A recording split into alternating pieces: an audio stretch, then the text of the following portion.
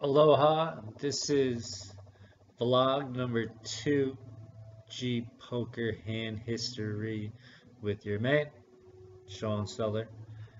How's it going, everybody? I'm going to talk about my Arizona State Poker Championship second bullet bust out hand. Shout out to all my backers that bought in on my last minute second entry. I was only planning on firing one entry, but given how soft the field was, I definitely wanted to take a second chance opportunity. So I was not selling action for this event until the second bullet. So thank you to those guys that bought piece of action and supported um, my search for G Poker and that Arizona State trophy, which I didn't get. So this hand, I started the hand with 36 big blinds, 22K at 300, 600. I open raised ace 10 diamonds. This hand kind of fits along with, if you've seen the last vlog about Dixon and how that opponent played, the first hand I talked about in that video. But I got two flat callers behind that had me covered in the 40 to 50 big blind range.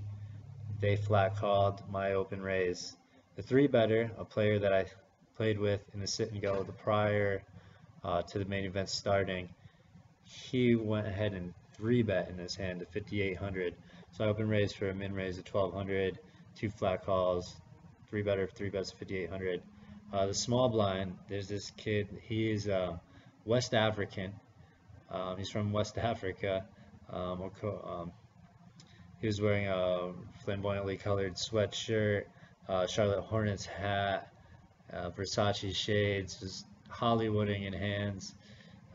Really good for the game. Yeah, he even actually asked the dealer if he had to stay all night long if he was still in the tournament. So that just said a lot about this player right there. So to my surprise, he cold called the three bet 5,800. He had about like 60 to 70K in chips. So I was gonna be just fold the hand until this player called. When he called, I was like, wow, okay. So if I call here, my ace could be live because these two flat callers behind, I don't think they're flatting with too many bigger aces than mine. They'll probably raise, and their range just kind of seem capped. So but I figured they would call with their pairs to set mine. Should I call? So I went ahead and I called uh, for the 5,800. This left me with 16K behind, which wasn't that great.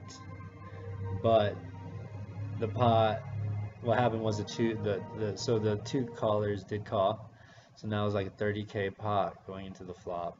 Flop comes 10 high, two spades, 10 8 3 all spades. I'm like, okay, now we got a top pair here. I don't have a spade, but I have a stack to make a move at this pot. The small blind checks to me meekly. So when I say meekly, uh, it was pretty meekly. If you if you don't know what meekly means, Google it. You'll see the definition. Um, but yeah, it looked really weak, like he's been doing it in prior hands where he was weak. So I'm like, okay, well, the two flat colors, I think I can get it by. The three better is the one I'm worried about, but I'm gonna go for it. The pot was 30K plus. I had 16K. I bet out 11K.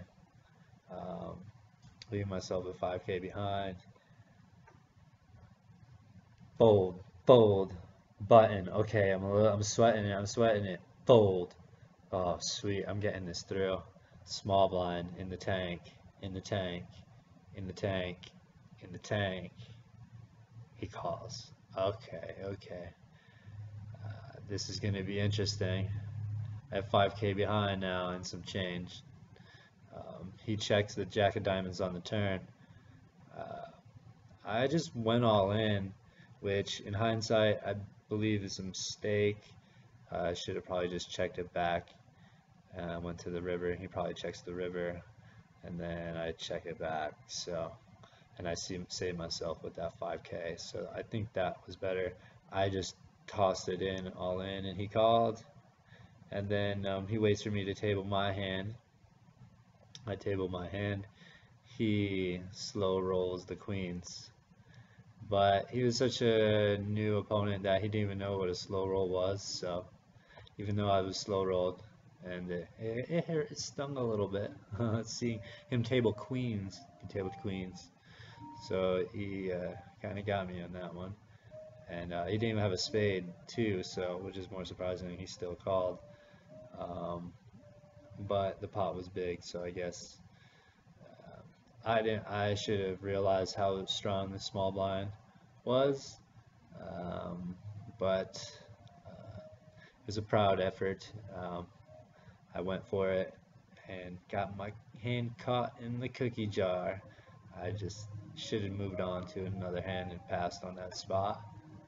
Um, the West African, after the river bricks out with no ace and no 10, lets out a nice cheer and a fist pump and scoops my pot after being slow rolled.